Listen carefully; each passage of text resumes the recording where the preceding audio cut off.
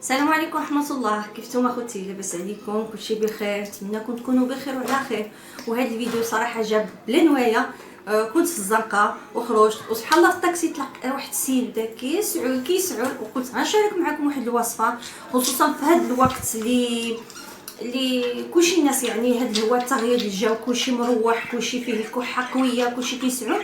واحد الوصفه صراحه كنتمنى اللي يجربوا ويجبر عليها ويترحم الوالدين ويدعي معنا، حيت وصفه فعاله بزاف وسهله بزاف ومهم.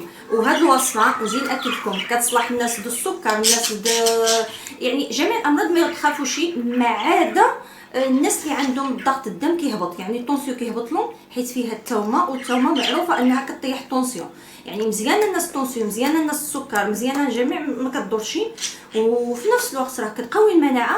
بالحق الناس اللي عندهم الطونسيون كيطيح ما يستعملوهاش.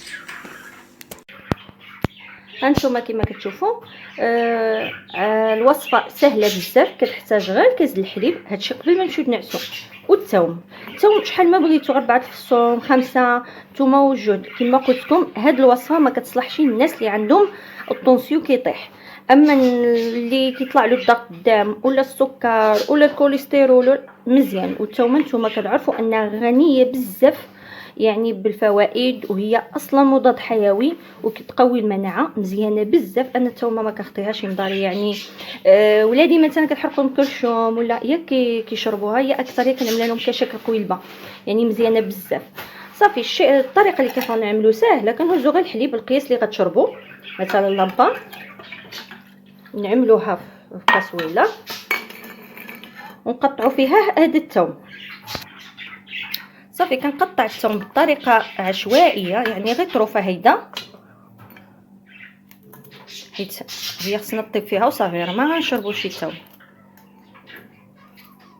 وما كتضيفوا لا السكر لا والو. كاينين الناس بزاف غيقولوا لا غيجي مذاق بشيع، صراحه والله الا ما كيجي بشيع، يعني انا الثومه كتجيني قويه. ها نعملوها غير على البوطه ونخليوها تغلي حتى كتغلي مزيان، يعني حتى كيغلي الحليب عادي. تصوي شويه ماشي واضح، غير كنعتذر منكم والله. كما قلت لكم هذه الوصفه قلت والله تنشاركها مع يعني مع حبابي، الناس بزاف فيهم السعله، جيت ديريكت ما زودتش حتى حوايج الخروج، جيت ديريكت شاركتها معكم. المهم نخليو الحليب ديالنا يطيب ونرجع لكم. صافي كتشوفوا من بعد الحليب ديالنا ما طاب، يعني صافي فاض.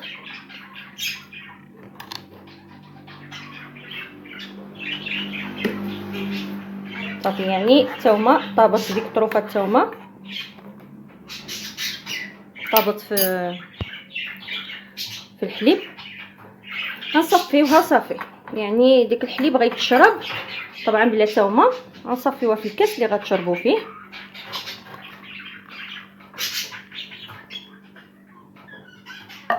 يعني هاد الثومه كتبقى هنا، وهاد الحليب تخليوه غير برد شويه ياكو، وغتشربوه منو ديك الساعه ملي غتكونوا غتدخلوا طبعا في الفراش غتشربوه وتنعسوا. عندكم 3 ايام باذن الله ما بقاش فيكم كحه كما كانت، راه مزيون بزاف.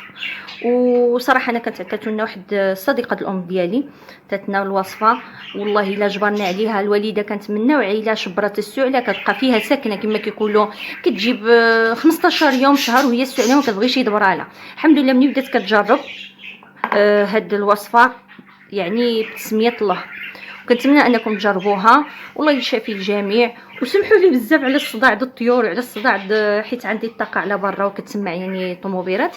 مهم كما قلت لكم فيديو خفيف ظريف بلا نوايا، بغيت نشارك معكم هذه الوصفه، وكما قلت لكم واعره بزاف ومفيده بزاف، وما تخافوش عليها. العين من العام الفوق يشربها، حيت اقل العام راه كتكون شويه قويه، يعني الثومه على العيال الحق من العام الفوق لا بالاطفال ولا بالناس كبار كيشربوها. ونعاود لثاني مره ما تخافوش، لا اللي عنده القلب ولا الضغط الدم ولا اي حاجه السكر ما تخافوش، ما عدا اللي عنده الطونسيون كيطيح بزاف راه صعيب، حيت الثومه معروفه انها كطيح الطونسيون، يعني الا جادو يشربوا هذا المشروب غتزيد طيح لهم هذاك، غتزيد طيح لهم الطونسيون. المهم هذا كيتشرب في الليل وكيتنعس، وفي الصباح ملي تنوضوا كنصحكم انكم تشربوا واحد المعلقه زيت الزيتون يعني زيت زيتون هذاك.